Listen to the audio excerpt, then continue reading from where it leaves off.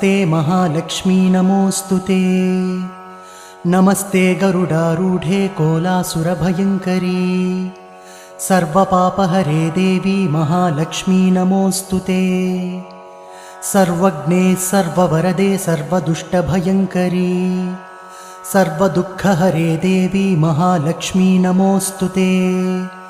सिद्धिबुद्धिप्रदे देवी भुक्तिमुक्तिप्रदायिनी मन्त्रपूते सदा देवी महालक्ष्मी नमोऽस्तुते। आद्यन्तरहिते देवी आदिशक्तिमहेश्वरी योगज्ञे योगसम्भूते महालक्ष्मी नमोऽस्तुते।